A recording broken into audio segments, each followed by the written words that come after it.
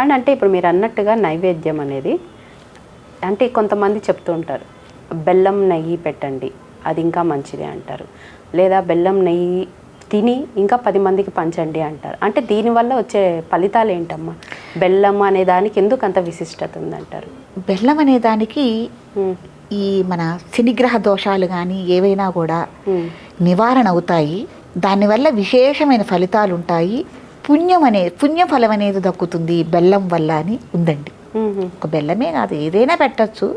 ప్రధానంగా దానికి పెట్టారు కాబట్టి రోజు బెల్లమే పెడితే పాప ఆయనకు కూడా విసుకొస్తుంది. బెల్లం ఒక రోజున అటుకులు పాలు తెచ్చుకుంటారు కదండి, పాల ప్యాకెట్ కట్ చేయంగానే పాలు ముందు స్వామివారికి నైవేద్యం పెట్టేసి ఆ పక్కకు తీసుకొని మీరు కాఫీ పెట్టుకోండి, టీ పెట్టుకోండి, తోడేసుకోండి.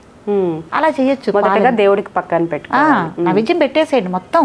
మొత్తం నైవేద్యం పెట్టేసి తర్వాత మీరు కాఫీలో కలుపుకోవచ్చు, టీలో కలుపు, పెరుగు తోడేసుకోవచ్చు. అలాగే పంచదార 1 కిలోనో 2 కిలోలో మన ఇంట్లోకి తీసుకొచ్చుకుంటాం.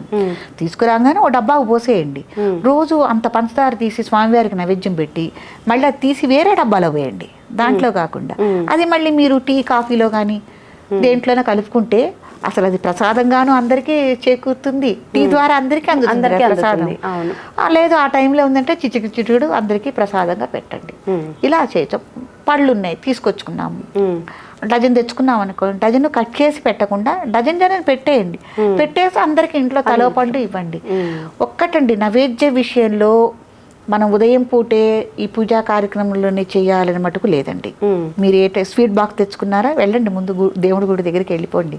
స్వామి నీదే ప్రసాదం అని పాప ఆయన చేయి చూపించండి. ఆయన పేరు పందినూరు చూపించేసి అందరికీ పెట్టండి. తలో లడ్డూనో ఏదోనో.